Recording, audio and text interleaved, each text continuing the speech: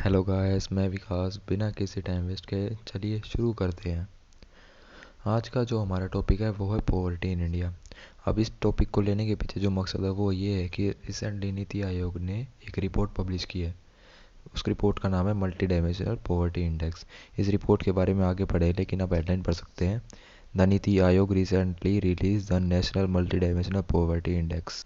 अब थोड़ा multi dimensional poverty index के बारे में जान लेते हैं कि इसको डेवलप किसने किया था। इसको पहली बार जो है वो यूएनडीपी ओपीएचआई ने डेवलप किया था 2010 के अंदर। आपको यूएनडीपी की फुल फॉर्म तो पता होगी, लेकिन आप ओपीएचआई की फुल फॉर्म देख सकते हैं। ओपीएचआई की फुल फॉर्म है Oxford poverty and human development initiative. आप लोगों को मैं एक बात और बता देता हूँ कि अभी तो एमपीआई पढ़ रहे हैं, लेकिन आप वीडियो में जैसे आगे जाओगे ना तो वहाँ पे एक नेशनल एमपीआई भी आएगा। आप इन दोनों में कंफ्यूज मत होना। ये एमपीआई है, वो नेशनल एमपीआई है। नेशनल एमपीआई को नीति आयोग बनाती है, वो नेशनल लेवल पे है, और ये है इंटरनेशनल लेवल पे। ठीक है। ये रिपोर्ट 3 डायमेंशंस के ऊपर बेस्ड है। पहला हेल्थ, दूसरा एजुकेशन और तीसरा लिविंग स्टैंडर्ड। आप इस चार्ट के अंदर भी देख सकते हैं, ये 3 डायमेंशन लगा दिए मैंने। वीडियो पॉज करके देख लेना, वरना हम आगे पढ़ेंगे, आगे देख लेना। अब तीसरा पॉइंट देख लेते हैं। गरीब तबके के अंदर कुछ लोग बहुत ही ज़्यादा गरीब होते हैं, तो इस रिपोर्ट की मदद से हमें उनके बारे में जानने में मदद मिलती है। इस रिपोर्ट की मदद से हम ये भी देख सकते हैं कि एक कंट्री के अंदर पिछले टाइम से कुछ पॉवर्टी को लेकर कुछ काम हुए हैं, नहीं हुए, पॉवर्टी क्या बढ़ी है या घटी है, ये सब। और लास्ट पॉइंट, इंडिया की जो रैंक है वो 62 आई है 109 कंट्रीज़ के अंदर। और 27.9% जो पॉपुलेशन है वो मल्टी डाइमेंशनल पोवर है। इस रिपोर्ट के अंदर सारी ये अच्छी बातें नहीं हैं, कुछ लिमिटेशंस भी है। अब वो लिमिटेशंस देख लेते हैं। पहला पॉइंट तो यही है कि ये कैप्चर नहीं कर पाता इनइक्वालिटी अमंग द पुअर। मतलब ये नहीं देख पाता कि ये पुअर ज़्यादा पुअर है या कम पुअर है, मतलब बिलो पॉवर्टी लाइन के अंदर कितना नीचे है या कितना ऊपर है। ठीक है। दूसरा point, inter house hold inequality को भी कैप्चर नहीं कर पाता। क्यों? क्योंकि इसके अंदर कोई भी इंडिविजुअल लेवल के इंडिकेटर नहीं है। सभी इंडिकेटर्स का डाटा नहीं होने की वजह से ये क्या करता है, इंटर कंट्री कंपैरिजन भी नहीं कर पाता। ये इसकी लिमिटेशन है। अच्छा, आपको इंटर कंट्री और इंट्रा कंट्रीज का मतलब तो पता होगा। इंटर कंट्री का मतलब होता है एक कंट्री से लेकर दूसरे कंट्री के बीच में, मतलब बाउंड्री बाउंड्री के अंदर नहीं होता। लेकिन इंट्रा कंट्री के अंदर ऐसा होता है कि बाउंड्री बाउंड्री के होता है। जैसे आपने सुना होगा कि इंटर स्टेट ट्रेड, इसका मतलब ये होता है कि एक स्टेट से लेकर दूसरे स्टेट के बीच में जो ट्रेड हो रहा है वो। और इंट्रा स्टेट ट्रेड वो होता है एक स्टेट के अंदर ही जो भी ट्रेड हो रहा है वो। जो कि मैं आपको पहले कह रहा था कि नेशनल एमपीआई अलग है एमपीआई से। अब उस नीति आयोग ने जो बनाई है एमपीआई, उसके क्राइटेरिया देख लेते हैं। पहला क्राइटेरिया तो यही है, हेल्थ। मतलब 3 पॉइंट तो वही हैं, हेल्थ, एजुकेशन और स्टैंडर्ड ऑफ लिविंग। अब हेल्थ के अंदर देख लेते हैं कौन कौन से क्राइटेरिया है। Nutrition, child and adolescent mortality, और तीसरा है एंटीनेंटल केयर। एजुकेशन के अंदर ईयर ऑफ स्कूल और school attendance. Standard of living के अंदर आता है cooking oil, sanitation, drinking water, electricity, housing, assets and bank account. आप ये चीज़ नोटिस कर रहे होंगे, नीति आयोग के एमपीआई क्राइटेरिया के अंदर 2 चीज़ें एक्स्ट्रा हैं। पहला तो ये एंटीनेंटल केयर जो कि हेल्थ के अंदर, और दूसरा है स्टैंडर्ड ऑफ लिविंग के अंदर बैंक अकाउंट।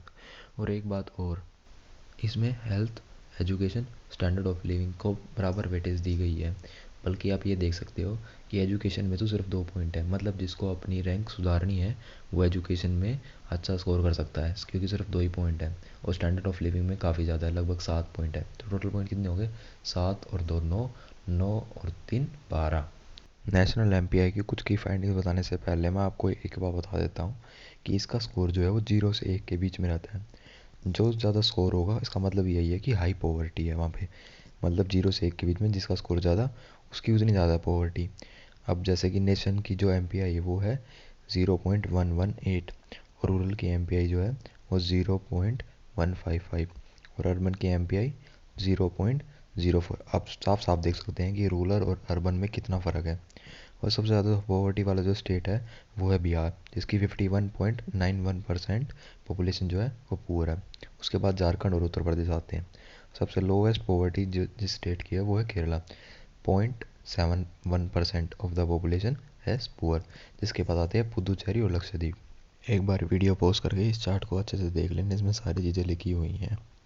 अब अगला पॉइंट देख लेते हैं। अगला पॉइंट तो यही है कि 37.6% पॉपुलेशन जो है वो हेल्दी न्यूट्रिशन लेवल से वंचित है, और 13.9% ऐसी पॉपुलेशन है, ऐसे हाउस होल्ड हैं जो 6 साल की स्कूलिंग्स भी कंप्लीट नहीं की। हमारी पॉपुलेशन के 52% लगभग हाफ पॉपुलेशन को प्रॉपर सैनिटेशन फैसिलिटी नहीं मिलती, उन्हें पीने का पानी नहीं मिलता साफ़ सुथरा। अब ये देख लेते हैं कि सरकार ने अब तक किया क्या है। हाउसिंग के अंदर 2 स्कीम चला रखी हैं, या फिर ऐसा कहें 2 योजना चला रखी हैं। प्रधानमंत्री आवास योजना अर्बन, प्रधानमंत्री आवास योजना ग्रामीण। और एम्प्लॉयमेंट को लेकर Mahatma Gandhi national rural employment guarantee act, जिसको MG नरेगा और मनरेगा भी बोलते हैं। सेल्फ हेल्प ग्रुप प्रमोशंस भी चला रखे हैं। स्किल डेवलपमेंट के भी बहुत सारे प्रोग्राम बना रखे हैं। और एजुकेशन को लेकर राइट टू एजुकेशन को अब आर्टिकल 21A के अंदर फंडामेंटल राइट बना दिया गया है। और समग्र शिक्षा अभियान भी लॉन्च कर रखा है। हेल्थ के अंदर आयुष्मान भारत के 2 कंपोनेंट हैं, हेल्थ और वेलनेस सेंटर, ये जगह जगह बना रखे हैं। और PM जन आरोग्य योजना भी लॉन्च कर रखी है। इलेक्ट्रिसिटी के अंदर क्या बना रखा है, PM सहज बिजली हर घर योजना, जिसको सौभाग्य भी योजना भी बोलते हैं। और कुकिंग फूल को लेकर भी योजना बना रखी है, जन धन योजना, उज्ज्वला योजना, ये बैंक अकाउंट को लेकर है जन धन योजना। और ड्रिंकिंग वाटर और सैनिटेशन के अंदर कौन कौन सी है, जल जीवन मिशन और स्वच्छ भारत मिशन। चैलेंजेस देख लेते हैं। अब चैलेंजेस कौन कौन से हैं। पहला चैलेंज तो यही है कि टैक्स टू GDP रेशियो कम होने की वजह से सरकार के पास इन पॉलिसीज़ को फंड करने के लिए पैसा नहीं है। और दूसरा, इकोनॉमिक एक्टिविटीज़ में स्लम्प आ रहा है, या फिर मैं ये कहूँ कि पिछले कुछ टाइम से इकोनॉमी जो स्लो डाउन हो रही है, जिसकी वजह से जॉब क्रिएट नहीं हो पा रही और ना ही ग्रोथ हो पा रही है। क्वालिटी एजुकेशन और स्किल डेवलपमेंट की कमी की वजह से जो ह्यूमन रिसोर्स का जो डेवलपमेंट है वो भी कम है। हाई NPA होने की वजह से जो इंस्टीट्यूशनल क्रेडिटर हैं वो लोन बहुत मुश्किल से दे रहे हैं, स्पेशली फॉर MSME सेक्टर। पांचवा पॉइंट, आप सबको पता होगा कोरोना वायरस ने क्या कर दिया। कोरोना वायरस की वजह से लॉकडाउन लग गया, लॉकडाउन की वजह से कई लोगों की नौकरी चली गई। नौकरी चले जाने की वजह से इकोनॉमिक स्लो डाउन जो पहले से आ रखा था उसमें और इजाफा हो गया। तो कोविड के तो आप खुद भी पॉइंट समझ गए हो गए। और छठा, करप्शन। गवर्नमेंट स्कीम्स के अंदर बहुत ज़्यादा करप्शन है, आपको पता होगा। ऊपर से कुछ चीज़ें इंप्लीमेंट होती है तो नीचे तक आते आते ख़त्म हो जाता है। उज्ज्वला स्कीम जो निकाली थी उसमें भी अपना चाचा भतीजा बात कर रहे हैं, नेपोटिज्म वहाँ भी है और यहाँ भी है। अब वे फॉरवर्ड देख लेते हैं कि आगे क्या करना चाहिए। पहला तो यही है कि इकोनॉमिक ग्रोथ को एक्सेलरेट करना पड़ेगा, जिसकी वजह से नई जॉब क्रिएट होंगी और ग्रोथ भी हो जाएगी। दूसरा पॉइंट, हमारे देश की आधी पॉपुलेशन गांव में बसती है, या फिर मैं ऐसा कहूँ आधी पॉपुलेशन जो है वो खेती बाड़ी में लगी हुई है। तो जैसे ही एग्रीकल्चरल ग्रोथ आएगी, पॉवर्टी अपने आप कम हो जाएगी। तीसरा पॉइंट, हमें जो है ह्यूमन रिसोर्स डेवलपमेंट को इंक्रीज़ करने की ज़रूरत है, जो कि क्वालिटी एजुकेशन और स्किल डेवलपमेंट की मदद से हो सकते हैं। हमें क्या करना है, कनेक्टिविटी और एसेसिबिलिटी को इम्प्रूव करना है हमारे देश के अंदर, जिसकी वजह से प्राइवेट इन्वेस्टमेंट आए और FDI भी आए, जैसे फॉरेन डायरेक्ट इन्वेस्टमेंट बोलते हैं। पाँचवा पॉइंट, करप्शन। ये तो सबको पता है कि करप्शन हमें हटाना पड़ेगा गवर्नमेंट स्कीम से, वरना काम नहीं बनने वाला। ऊपर से 1000 करोड़ आते हैं और नीचे आते आते सिर्फ 10 करोड़ बच जाते हैं, बाकी सारे गायब हो जाते हैं। छठा पॉइंट, और जो स्कीम्स है उसके रूट लेवल तक इम्प्लीमेंट करना पड़ेगा, मतलब पंचायत तक लेके जाना पड़ेगा। ऐसा नहीं है कि ऊपर से काम कर दिया और नीचे तक छोड़ दिया, जैसे प्लानिंग कमीशन करती थी।